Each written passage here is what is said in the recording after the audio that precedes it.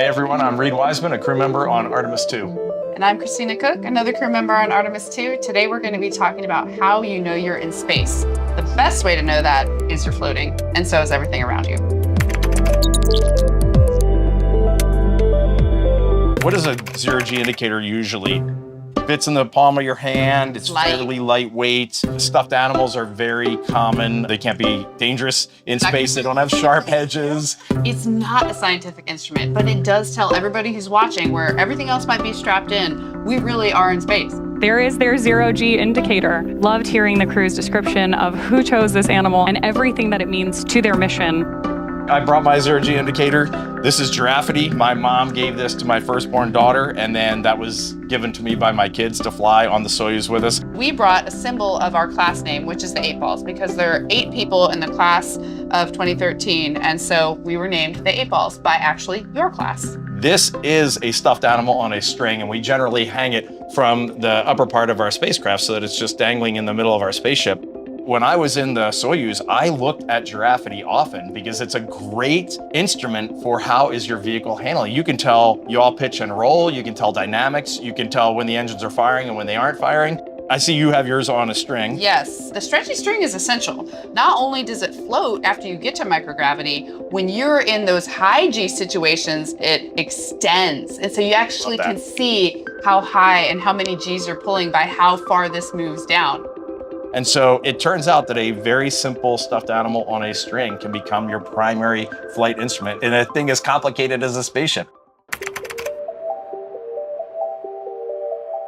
The thing I love about the zero-G indicator is this human element. It reminds us why we're there, how we got there, the people that supported us along the way. And that is also what you want when you first get to space, because you are in a completely foreign environment, but that thing links you back. It was the first toy that my 8-year-old ever got. It's a great keepsake, and I love having him up here. Both of our sons were just super excited to see the toy that they had selected go on the mission with us. This is our little buddy, the Earth, that keeps us company. He kind of floats around during the day and follows us in our activities and learns what it's like to be in space. We've always talked about as a crew what means the most to us about this mission, and we say that it's bringing everyone along with us for the ride. So I think it'd be really cool if we involve the public in our zero-G indicator choice.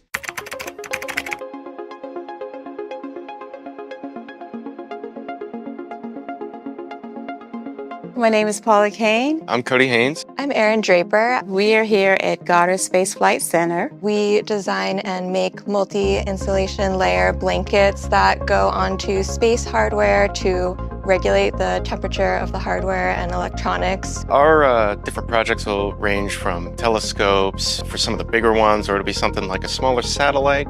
It's very exciting supporting the contest. It's inspiring many different people to contribute creative ideas. It's always been cool to think that something that you've worked on has flown and gone into space. Whoever our contest winner is, once I have the design in front of me, I will literally draw out the design of the doll on this Melanex material, and then I'll shape and form it to whatever it needs to be. Then we'll start cutting it out. We will start sewing it. There's going to be some type of tether on it so it doesn't go floating away. So we're going to work on all that. One thing I think is really interesting is that I found out that this is global. So this person can be from anywhere and that they're designing this for, NASA. And I think that's really cool and exciting. I don't think there's a better way to get people interested, to get people feeling like they're a part of this mission than to have a part of them on this mission. Absolutely. And what better way to fly a mission around the moon than to invite the public inside the Orion spacecraft with us and ask for your help in designing our zero-G indicator. And really, the question is, what would you send to the moon? What would you want to remind you of your home when you're that far away? All you need is your idea for a zero-G indicator. You do not have to fabricate this. We have an amazingly talented group at the Goddard Space Flight Center who will be doing the hard work. It's just the idea that we are after. We want you to go ahead and start thinking about this. Get out a pencil, design, start to draw, get out your stylus, make up a design that we can bring around the moon with us, and you never know, we might be reminded of exactly you on our mission.